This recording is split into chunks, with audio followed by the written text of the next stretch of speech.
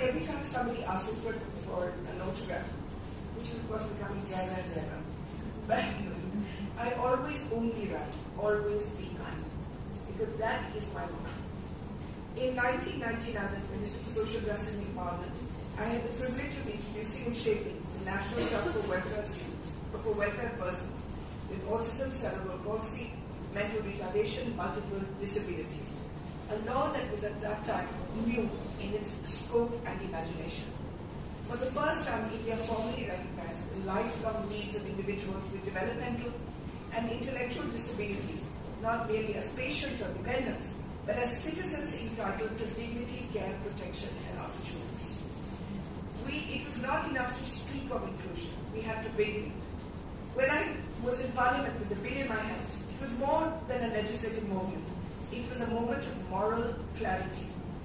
We were laying the foundation for a future in which families would no longer feel abandoned, where adults with disabilities would not disappear or vanish into invisibility, and where the state would not merely observe but act.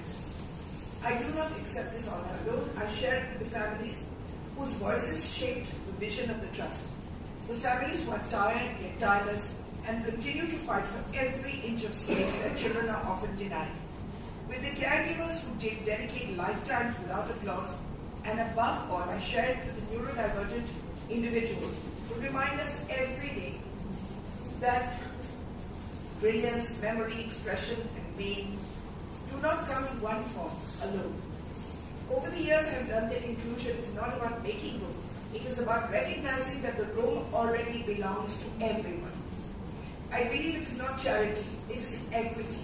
And this is what really is the source of my energy and determination. We must stop asking the world to accommodate difference. We must begin by accepting that there is no difference, or that difference is beneficial. This award is a reminder that kindness can be codified into law, that empathy can and must be the soul of governance. And I take this moment to reaffirm my belief that inclusion is not charity, it is justice. And neurodiversity is not a challenge to be managed, it is a strength to be celebrated. Among the different things that we did during that time, I remember that I was an independent, I did not belong to the BJP, and Atalji was good enough to accommodate me in his cabinet. And he was also the kind of person who actually asked you what you wanted to do. VP Singh ji also asked me, and I chose environment.